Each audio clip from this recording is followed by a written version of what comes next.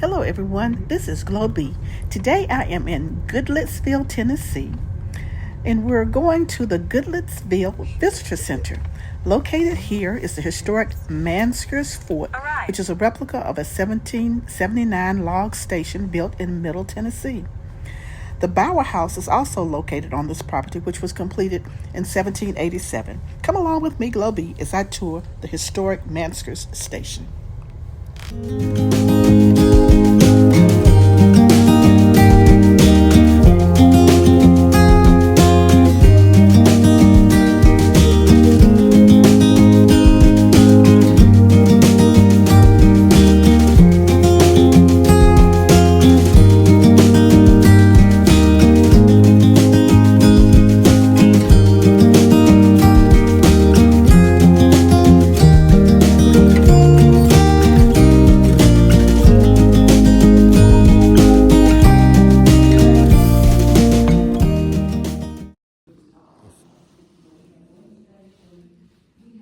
Okay, for the history of this rifle, it says that June 17, 1793, Chickasaw Chief Piomingo wrote to Indian agent James Robinson, "I want you to get Simpson to make me a gun like Colonel Mansker's." This receipt, found in the National Archives, clearly states that Thomas Simpson was paid $53.33 for one rifle gun made for Piomingo. It is dated June 30th, 1794. Wow. It's a lot of money.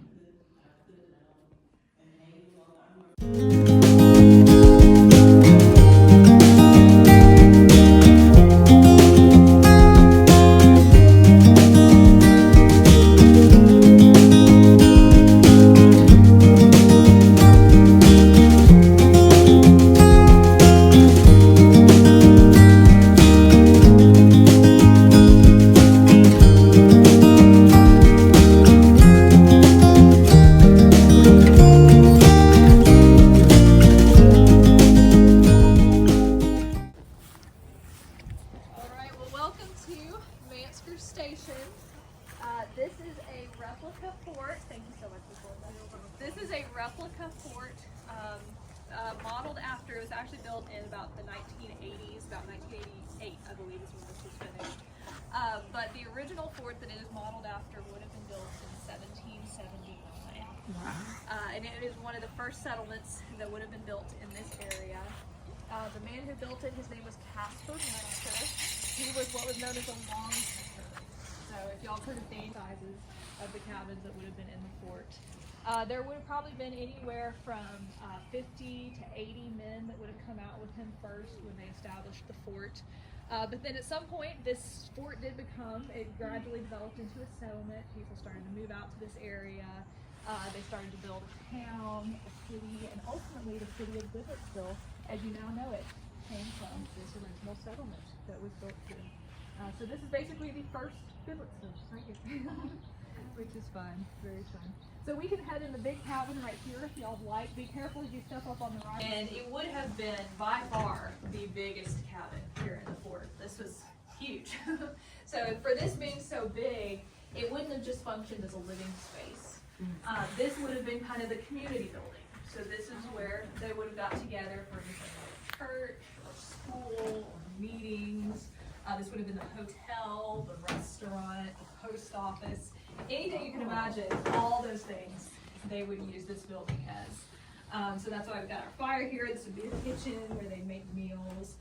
The upstairs is most likely where, if it were being used as a hotel, that's where people would sleep, stay the night, and come through, pay for a night stay or something.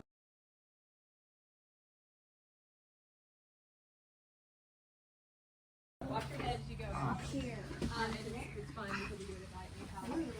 Okay. Oh my luck.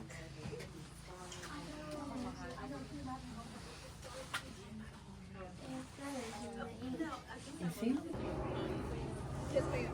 Absolutely, absolutely. So, very middle of the American Revolution. But of course, this was so far west that really the war didn't affect anybody out here.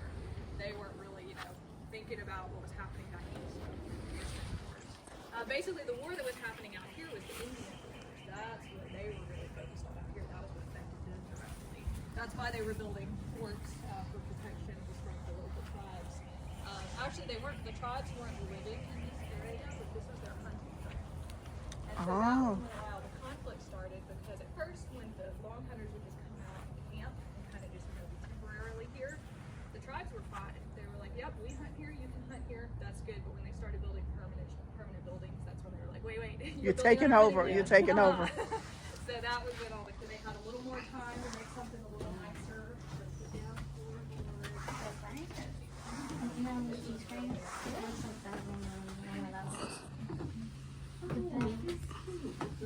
Isn't it? I know. And to imagine the amount of time somebody would have to do that. Metal stuff that you would see would be made right here in the blacksmith shop.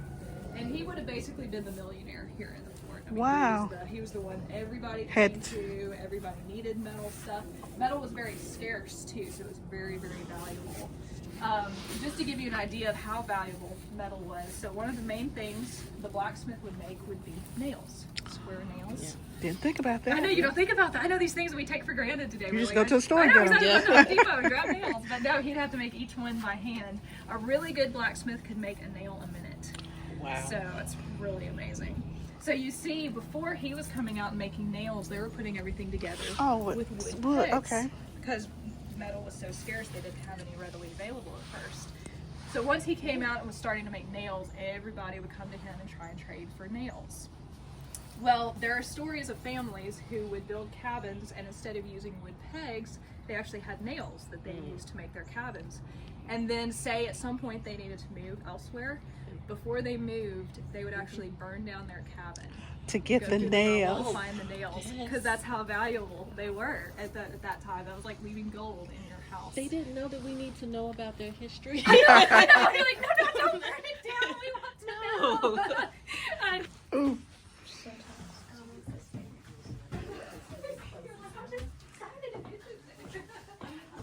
So this was a two-story.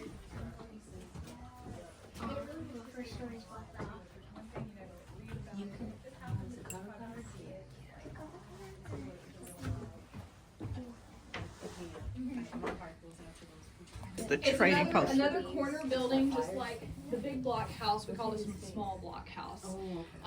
And so they would have been on the corner buildings. And as I said, they were defensive buildings as well. Exactly. Yep, so y'all can get in here. Yeah, we'll never do the nails.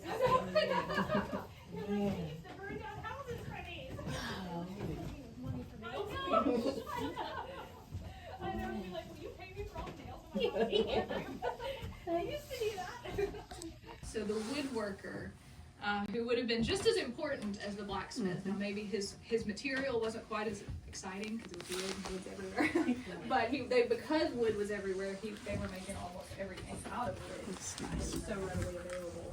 So I mean, obviously, look at the cabins; they're all made out of wood. The chests, the tables, The scrolls. Exactly. Yes.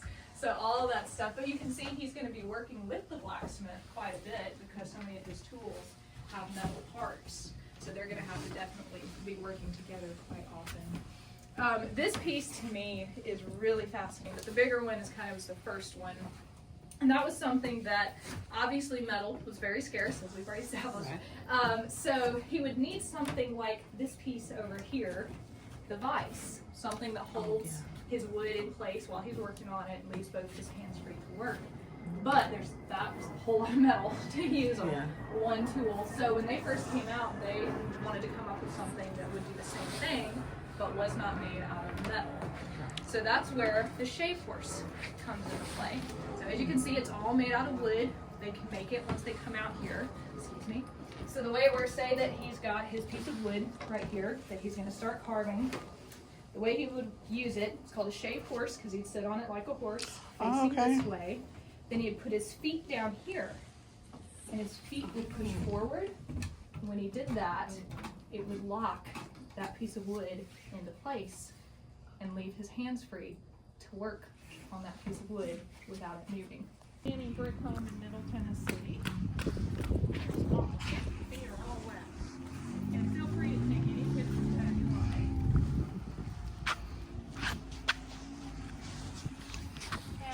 We got to tour this 1787 home. We went from room to room, learning the history of the owners and seeing some of the artifacts that were original to the era.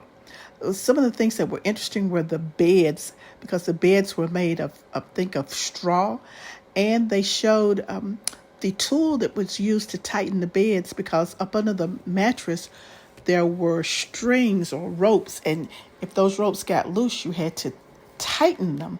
And for the first time, I saw one of the tools that they used to tighten those beds.